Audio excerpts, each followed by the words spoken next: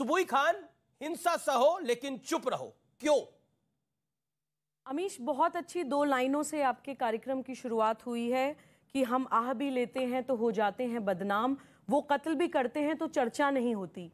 तुष्टीकरण की राजनीति का ऐसा विभत्स स्वरूप हमें आज हमारे देश में देखने को मिल रहा है कि सिर्फ वोटर नाराज होने नहीं चाहिए, वो वोट बैंक बना रहे, उनके अपराधों पे पर्दा डालने की कोशिश करी जाती है। ये बच्चा, ये शिवम जो ये हमारे सामने अस्पताल के बेड पर लेटा है, क्या ये ड्रामा है? क्या ये सत्य नहीं है? इसके लिए भी हम लोगों को डिबेट्स करनी पड़ती हैं, अपने जख्म को दिखा के बार बार ये चिल्लाना पड़ता है कि देखिए हमारे शरीर पर जख्म लगा है, और सामने वाला कहता है कि नहीं नहीं नहीं, आप अगर ये भी दिखा रहे हैं तो आप हमारे मजहब के ऊपर कोई उंगली उठा रहे हैं। रामनवमी पे पत्थरबाजी होना। शिवम को मारा, उसके घर पर अगर बुलडोजर चल गया तो इतनी हाय तौबा मची हुई है। शादाब चौहान, आपकी पार्टी के नेता, आपके बड़े बड़े दानिश्वर लोग ये कहते हैं बुलडोजर चलाना गैर कानूनी है। एक बार बताइए, ये शिवम के दिमाग में उसकी हड्डियां डाल देना किस कानून के तहत आता है, और कौन सी जेनेवा कन्वेंशन की जानकारी आप परसों तरसों दे रहे थे? 2 बातें मैं कहूंगा कि एक चीज निकल कर आई है, इसमें विदेशी ताकतों का इन्वॉल्वमेंट है इन फसादात में। मैं उसको स्वीकार करता हूं, सरकार की रिकमेंडेशन को, और मेरा ओपिनियन है कि अमेरिका और आईएसआईएस मिलकर के मर्यादा पुरुष श्री राम की यात्राओं में एक गुंडों की फौज को इंप्लांट कर रहा है, जो जाकर के मस्जिदों पर झंडे लगाती है, बकवास करती है, और कोई भी वायलेंस होता है किसी की भी तरफ से होता है, हम उसको न सिर्फ कंडेम करते हैं, और जो शिवम के साथ हुआ डेफिनेटली गलत हुआ, लेकिन बुलडोजर चलाना अगर है तो फिर अदालतों को बंद कर दीजिए, फिर पुलिस तय करेगी कौन अपराधी है कौन नहीं है। जो लेट मी कंप्लीट, जो घर प्रधानमंत्री आवास योजना के तहत दिया जाता है उस पर बुलडोजर यह कह के चलाया जाता है कि अवैध है। क्या मतलब प्रधानमंत्री आवास योजना के तहत अवैध जमीन पर मकान बनाए जा रहे हैं? पूरी तरह से राजनीतिक लाभ के लिए हिंदुस्तान के कल्चर को कत्ल किया जा रहा है। कौन कर रहा है राजनीतिक लाभ के लिए इस कल्चर को? एक बड़े वकील सुप्रीम कोर्ट के, मेरे बड़े भाई हैं वो, उन्होंने कहा था हर दंगा आरएसएस के लोग कराते। मेरे बड़े भाई ने कहा था, सुप्रीम कोर्ट के बड़े वकील, मेरा भाई है खड़ा है, गौरव भाटिया। एक सवाल है अमीश प्लीज, इन्होंने अभी नेशनल टीवी पे माना कि अंतरराष्ट्रीय साजिश है, बाहर के लोग प्लांट किए जा रहे हैं, लेकिन वहीं जब हम एनआरसी की बात करते हैं कि भाई एक रजिस्टर ऑफ सिटीजन बनने दीजिए, पता चल जाए कौन अंतरराष्ट्रीय ताकतें हैं, कौन घुसपैठी हैं, तो यही शादाब चौहान एनआरसी के खिलाफ झंडा मैं बता दिया अमेरिका और आईएसआईएस गठबंधन। आपने कौन सी अपनी एफबीआई खोल रखी है? आपने अमेरिका का नाम ले लिया, ठीक है गौरव भाटिया, ठीक है गौरव भाटिया, आरएसएस के लोग दंगा कराते हैं। इस देश में तो एक नेता है, हालांकि पूर्व मुख्यमंत्री दिग्विजय सिंह, जो अभी लोकसभा चुनाव लड़े थे 2019 में, 4 लाख वोटों से हार गए वो अपना चुनाव। वो माननीय दिग्विजय सिंह, जिन्होंने फर्जी फोटो भी ट्वीट किया, उन्होंने तो ये भी कहते था 26/11 भी आरएसएस की साजिश है। वो एक किताब का विमोचन करने के लिए गए थे और कांग्रेस का शासन था, उन्होंने बोला 26/11 तो बीजेपी की साजिश है। उन्होंने तो पाकिस्तान को क्लीन चिट दे दी थी। एक बार फिर कहा जा रहा है कि आरएसएस और बीजेपी की साजिश है। अशोक गहलोत ने भी यही बात बोला। देखिए, पूरा देश आज क्या कह रहा है मैं बताता हूं। सबसे पहले तो बैसाखी की सभी को शुभकामनाएं, और इसे कहने में मुझे गर्व है कि हिंदू धर्म जो है और जो हिंदू है वो पूरे विश्व में सबसे ज्यादा सहिष्णु है, और ये बात इनको माननी होगी। और ये दुख की बात है कि राम नवमी अगर मनाई जा रही है तो उस पर पत्थर चलाए जाते हैं, और दिग्विजय सिंह एक झूठा ट्वीट कर देते हैं, वो कहीं और की तस्वीर दिखाते हैं। ये बात अलग है कि दिग्गी राजा का बज गया बाजा, एफआईआर हो रखी है, उनकी गिरफ्तारी भी होगी। और दूसरी तरफ अशोक गहलोत है।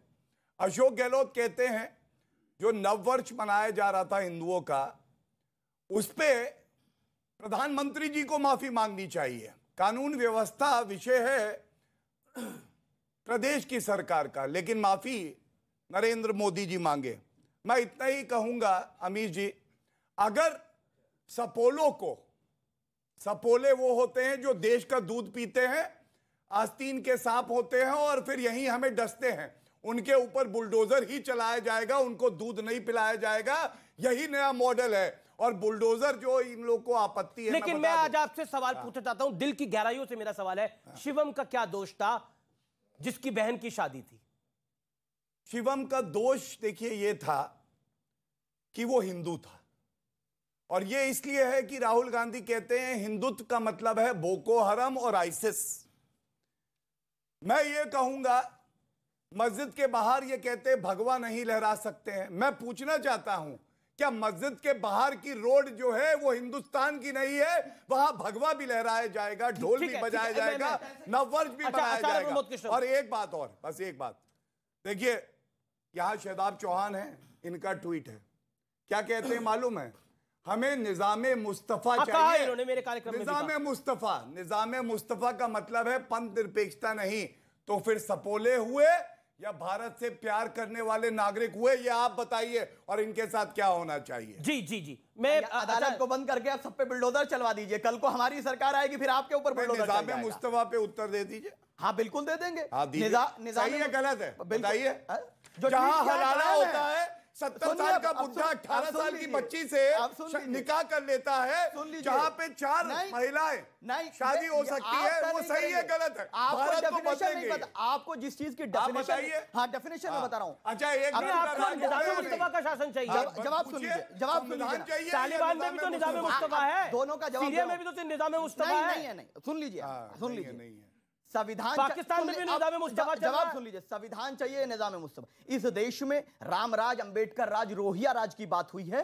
संविधान बदलना नहीं है, बल्कि जिस तरीके से निजामे मुस्तफा में न्याय था, वही निजामे मुस्तफा है। किसी पर अत्याचार ना हो, किसी से भेदभाव ना हो, महिलाओं के अधिकार हो, ये हमारा निजामे मुस्तफा। मैं देखिए, मुझे आचार्य प्रमोद कृष्ण के पास भी आना। आचार्य जी, इस देश के अंदर रामनवमी में एक पैटर्न चला, और वो पैटर्न ये चला, पहले पत्थर चलाए गए, खदेड़ा गया, और फिर घर से भी निकाला जा रहा है। लेकिन कहा यह जा रहा है कि हिंसा सहो और चुप रहो, बोलो मत, इससे हिंदू मुसलमान हो जाता है।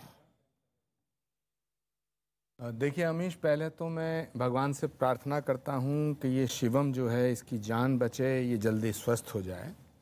दूसरा, आज भगवान महावीर की जयंती है, डॉक्टर बाबा साहब अम्बेडकर की जयंती है, बैसाखी का पर्व है। सबको आपके चैनल की तरफ से बधाई।